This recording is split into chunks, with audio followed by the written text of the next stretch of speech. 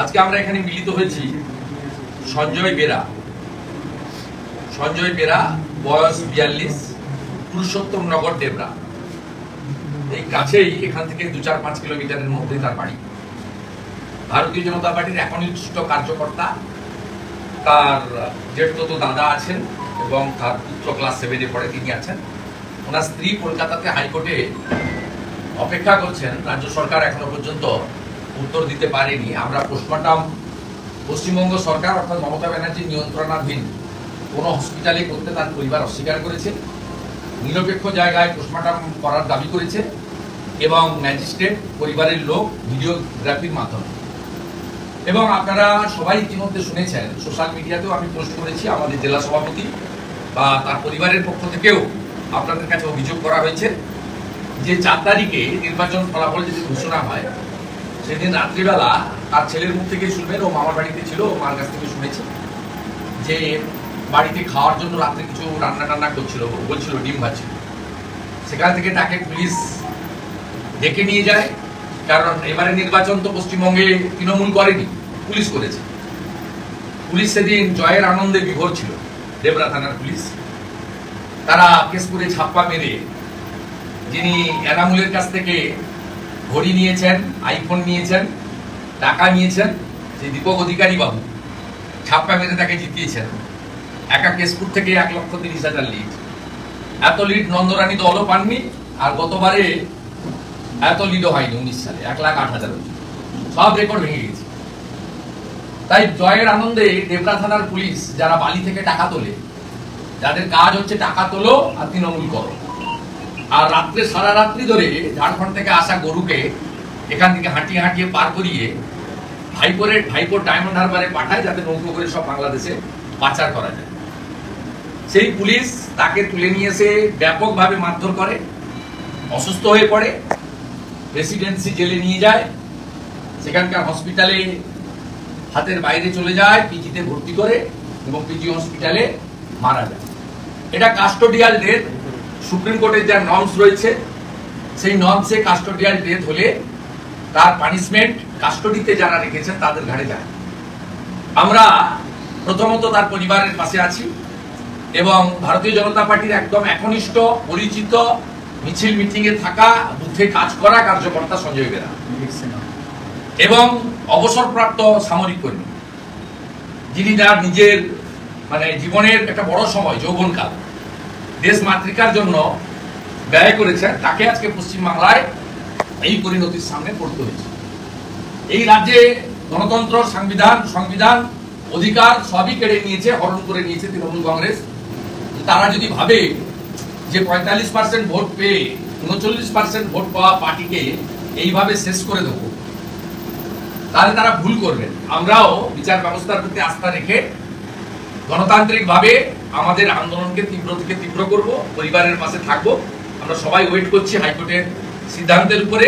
মহামান্য হাইকোর্ট তার পরিবারকে যে সিদ্ধান্ত দেবেন আমরা মেনে নেব। আগামীকাল ডেবরাতে আমাদের ধিক্কার মিছিল সংগঠিত করা হবে। আগামীকাল পার্টির পতাকা থাকবে, কালো পতাকা থাকবে এবং বুকে কালো ব্যাজ লাগিয়ে হাজার হাজার বিজেপি কর্মী, ওদিকে যেমন কেশিয়াড়িতে ধিক্কার অবরোধ চলবে, এখানে আমরা জাতীয় সড়কে অবরোধ করব না, মানুষ কষ্ট দেব না। তো আমরা এখানে কালকে ধিক্কার মিছিল করব।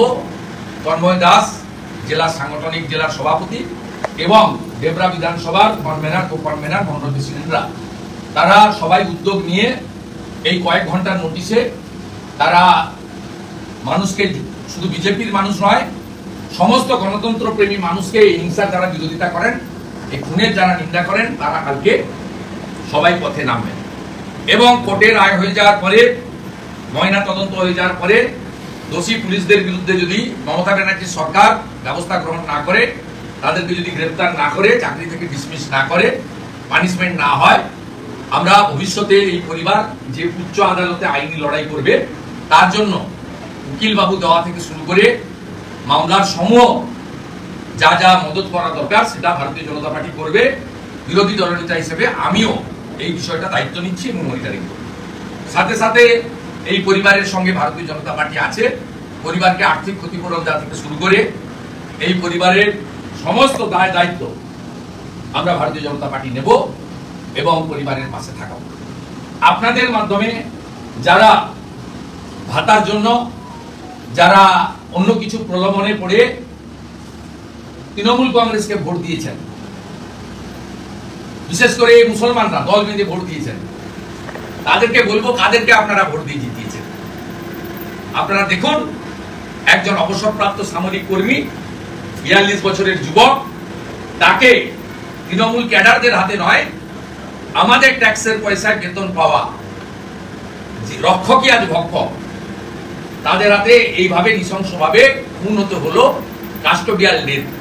সঞ্জয় বেরার নামে বিগত দিনে কোনো অভিযোগ, কোনো একটাও কেস, তার কোনো রেকর্ড নেই। কারণ একজন এক্স সার্ভিসম্যান, তার জীবনের 15 থেকে 20 বছর দেশের জন্য তিনি দিয়েছেন।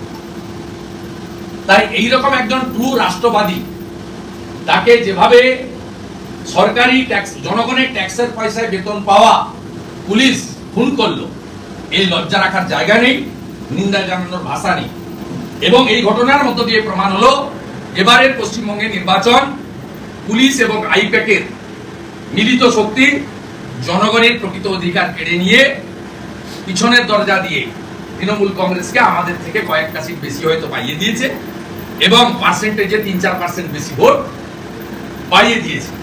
আমরা ভারতীয় জনতা পার্টি রাস্তায় থাকবো, আইনি লড়াইতে থাকবো, পরিবারের সঙ্গে থাকবো।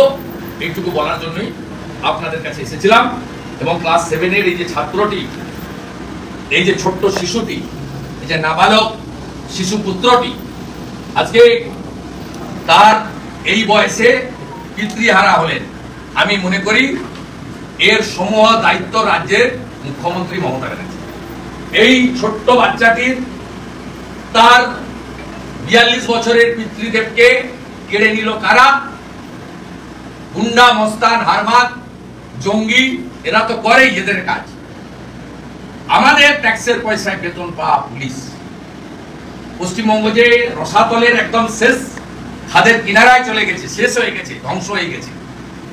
এই বাচ্চাটির মুখ তার আরেকটি প্রকৃষ্ট উদাহরণ।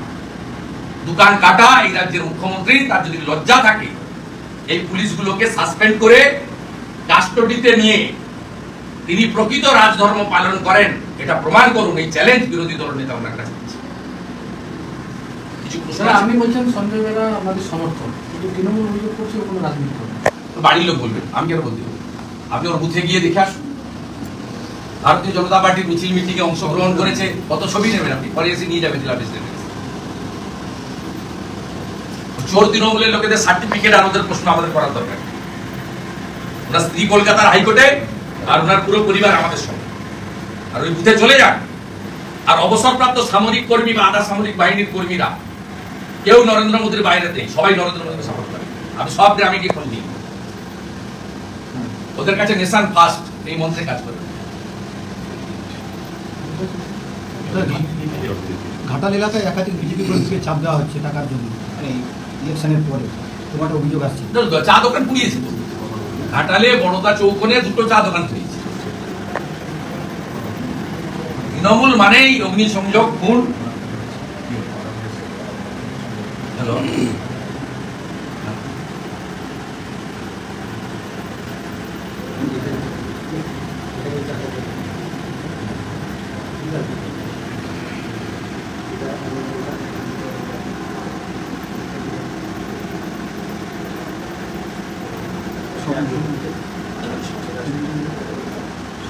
ঠিক আছে, আমরা ফোনে পেয়েছি ওই ডাক্তারদের মেডিকেল বোর্ড, একজন ডাক্তার নয় একাধিক ডাক্তারকে রেখে পিএম করতে বলেছি কোর্ট, বাড়ির লোকের উপস্থিতিতে এবং ভিডিওগ্রাফি করে।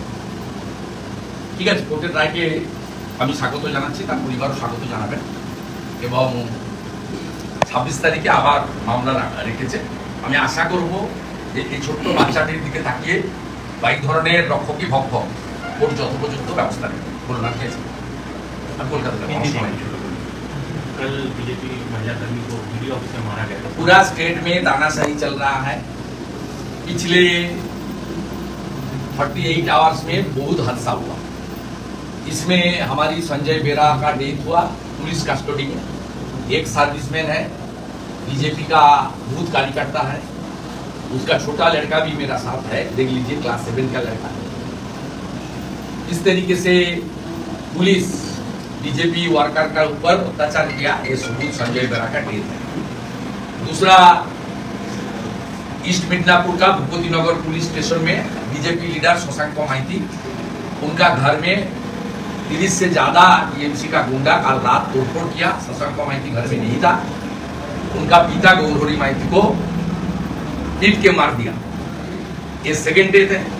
थर्ड डेथ का समाचार क्या आया है कोचबिहार से, सीताई का बीजेपी का युवा मोर्चा का कार्यकर्ता संजय बर्मन, उन्होंने शेल्टर होम में था कोचबिहार जिला पार्टी ऑफिस में, कल रात को घर गया था। उसका घर टीएमसी का गुंडा लोग ने घेर लिया। उन्होंने जान बचाने के लिए मोटरसाइकिल लेकर तुरंत भागना शुरू किया और भागने का वक्त मोटरसाइकिल स्किड करके उनका देहांत हो गया संजय गौतम। काल किस तरह से केसियाड़ी में हमारी बीजेपी का जो ऑपोजिशन लीडर है केसियाड़ी पंचायत समिति, वीडियो खुद बुला के वहां टीएमसी का जो मेंबर था उनको देकर बुरी तरह से पिटाई किया। उन्होंने मेदिनीपुर मेडिकल कॉलेज में है। हम लोग केसियाड़ी वीडियो का अरेस्ट की मांग करता हूं। काल केसियाड़ी में ब्लॉकेड रहेगा और पूरा दिन बीजेपी कार्यकर्ता आम जनता को लेकर धरना प्रदर्शन करेगी। और अग्निमित्रा पाल जी पार्टी की महामंत्री, हमारी एमएलए प्रत्याशी थी मिदनापुर का, उनकी लीडरशिप में ये प्रोग्राम होगा। यहाँ डेबरा में भी काल संजय बेरा को लेकर जो पुलिस एक काम किया उसको तुरंत गिरफ्तार की मांग पर और डेबरा थाना ओसी का निलंबित की मांग पर हम लोग काल यहाँ भाजपा की ओर से हमारी प्रोटेस्ट रैली होगा। तन्मय दास हमारी डिस्ट्रिक्ट प्रेसिडेंट ऑर्गेनाइज करेगी। मैं आने के लिए कोशिश करूंगा, लेकिन नहीं आऊंगा तो दूसरा लीडर लोग आएगा। और भूपति नगर में भी हमारी कार्यक्रम थोड़ी देर बाद वहाँ का डिस्ट्रिक्ट से ऐलान होगा। हम लोग भूपति नगर में भी काल हमारी पार्टी का प्रोटेस्ट कार्यक्रम ऐलान करने वाला है। हाईकोर्ट में तो आज मामला हुआ संजय बेरा को लेकर, क्या आज जो टेलीफोन में जो सूचना मिला है, हाईकोर्ट ने एक बोर्ड फॉर्मेशन किया, एक डॉक्टर नहीं करेगी, मल्टीपल नंबर ऑफ डॉक्टर्स का बोर्ड ये करेगी इन प्रेजेंस ऑफ उनका फैमिली का मेंबर, और पूरा के पूरा पोस्टमार्टम का वीडियोग्राफी होगा। माने जो घर का आदमी है उनको प्रोवाइड करना पड़ेगा। और जो एफआईआर होगा उसका primary investigation SP West Midnapore को करने का डायरेक्शन मिला है। 26 तारीख को पूरा के पूरा रिपोर्ट लेके हाईकोर्ट दोबारा फैसला लेगा। हम लोग का मांग है इसको सीबीआई में देना चाहिए और डेबरा थाना का जो पुलिस इन्वॉल्व है उस पुलिस को तुरंत कस्टडी में लिया जाए। किस प्रकार से सहायता करेंगे संजय बेरा के परिवार को बीजेपी? एक तो लीगल सपोर्ट हम लोग स्टार्ट कर दिया, दूसरा पार्टी की ओर से प्रोटेस्ट रैली ये भी होगा, तीसरा फाइनेंशियल कॉम्पेंसेशन से लेकर उनका घर को रक्षा करने के लिए, इकोनॉमिकली प्रोटेक्शन देने के लिए भाजपा वचनबद्ध है। तृणमूल कांग्रेस तो बोल रही संजय बेरा किसी दल से जुड़ रही है। उनका घर क्यों पूछ लीजिए, उनका घर वाला से पूछ लीजिए। He is ex serviceman, he is very sincere BJP worker in his booth and all level. इसके लिए किसी का सर्टिफिकेट का जरूरत नहीं है। यहाँ पुलिस और टीएमसी वो दोनों बराबर है। उनका मिला भगत से इस बार बंगाल का चुनाव हुआ, चुनाव में बीजेपी का साथ टीएमसी नहीं लड़ा, पुलिस और आईपैक का मिला भगत से चुनाव हुआ। हमारा बगल में तन्मय घोष जी है, जिला का महामंत्री, उनको कोई वारंट नहीं था। 2014 का केस जिस एफआईआर पर नाम भी नहीं है, उसका नाम लेकर अरेस्ट किया।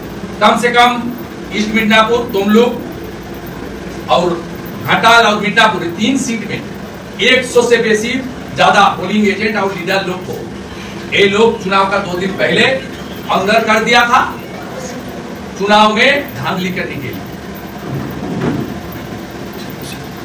देखो